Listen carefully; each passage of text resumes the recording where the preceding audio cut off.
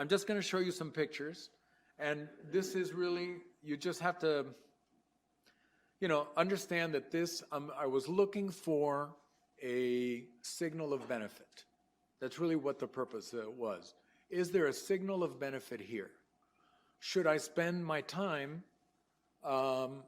looking for another multiple $1 million? So this is a lady who's really kind of at the end of the line in terms of her foot, right? So let's look at this one a little more closely. She's lost all of her toes. The big toe now has kind of early gangrene.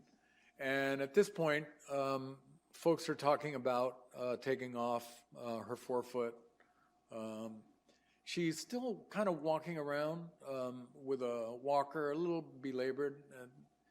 And this is what occurred after at infusion 45, okay? Now, she did have there are some confounders, right? Because she did have two little vessels opened. She had hyperbaric O2, which is so it's not entirely clear, but just take a look at what she puts out after her first infusion. 8,000% more lead than at her baseline infusion. And cadmium is 1,000% more. She's loaded with metal. She's just a lady in Miami. We don't have lead or cadmium mines, to my knowledge. Let's take a look at this fellow. This is a Brigham patient, and let's take a look at his foot a little more closely. This is not a great picture, but you can count the toes, and there's one missing. That's number one. The second one, it has a sort of reddish, shiny look that is unhealthy. And he has an ulcer here. And he's already been told by his Brigham vascular surgeon, et cetera, that he's probably going to be losing another toe, maybe part of the foot. This is infusion 50.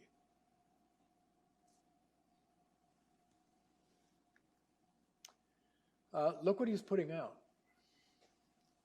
After the first infusion, he puts out 5,700% more lead. And he's putting out an increasing amount of cadmium, even after infusion 50.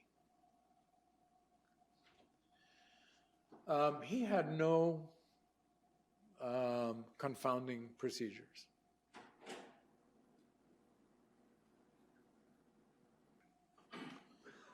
This fellow really was at the end of the road in the sense that at this point, he already had a surgical date for an amputation. He was going to have a below-the-knee amputation because his foot and part of his leg hurt so badly. Apart from the gangrene, obviously. He had no circulation. He had already failed. We have a very aggressive interventional radiology group and had already failed trying to get circulation back to his foot. You can see the cadmium and so on. This is what we were starting with. This is how we ended. Nothing happened in between, other than getting chelation. Then a friend calls me up from Argentina and says, listen, this lady just was brought into my office who was referred for a primary amputation for gangrene. She's a diabetic, non-smoker. I've heard you talk about your research. Can we do that here? Can you send me the material? And the answer is no, I can't send the material, but you can make it up because this is all old stuff. There's nothing new. There's no discovery here. This is being practiced by people that we look down upon, oddly enough. So I told them how to make it, and I'll just run through it very quickly. You can see the circulation essentially stops somewhere above the ankle. You see a little flex on here. That's baseline. She did get some antibiotics because it was a little infected. This is infusion 5. The infusion number is down here. The date is here. This is infusion 15. Keep an eye on this little ulcer. This is infusion 22. She started walking at home at this point.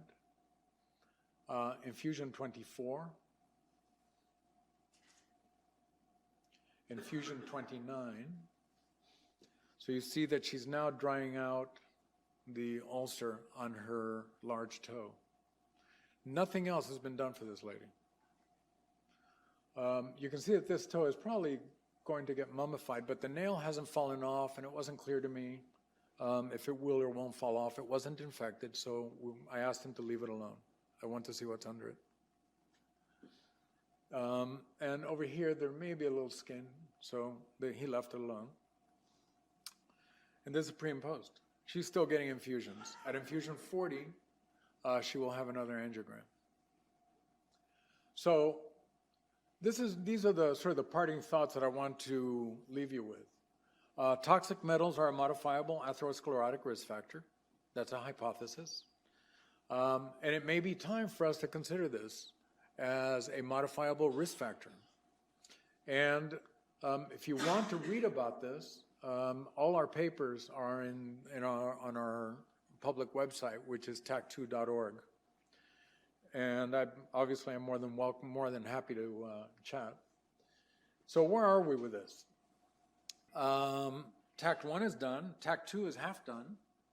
TACT3a, which was, it's really a pilot study, randomized pilot study of 50 patients, 30 active, 20 placebo, of patients with CLI. We'll randomize the first patient next week, maybe the following week. For A, there's a lot of interest in cognitive function with lead. And 4, if 4A is positive, would be cognitive function. Lead is not good for the brain.